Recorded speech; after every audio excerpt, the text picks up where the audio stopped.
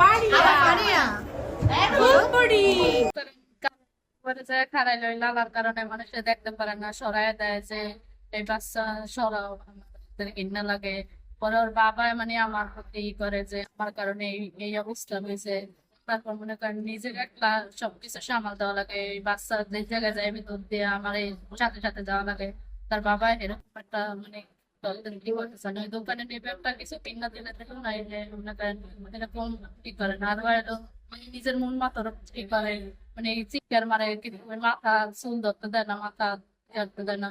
আমার মানে আমি যে একটা কাজ করবো তা ওরে নিয়ে মানে কোনো জায়গায় একটু ভালোভাবে বয় না, স্কুলে আনি সপ্তাহে একদিন হাতে রাখতে দিতে দেয় না, চিৎকার মারে যাইবে গিয়ে যাওয়ার লেগে এই করে, মানে অনেকভাবে মানে কাজ কাম করে আছে চলবে এরকম আমার এই নেই, মানে ঠিকভাবে ডাক্তারও দেখাইতে পারি না। ডাক্তাররা অনেক পরীক্ষা নিরীক্ষা দেয় যে একটু সমস্যা ভালো হইবে, এখন এরকম আমি অবশ্য তো ওরে খাওয়াইতে পারতাছি না, মানে টাকার কারণে। তার বাবা বেঞ্চা, তার ঠিকভাবে কাজ হয় না, আবার তার বাবারও একটা চোখে সমস্যা, এক চোখে দেখে না, টাইফয়েড জ্বরের সমস্যা হয়েছে। আমার মানে এই বাচ্চাটা নিয়ে আমার অনেকটাই সমস্যা, মানে আমি কোনো কিছু করেও খাইতে পারতাছি না, মানে কারোর কাছে থাকে না।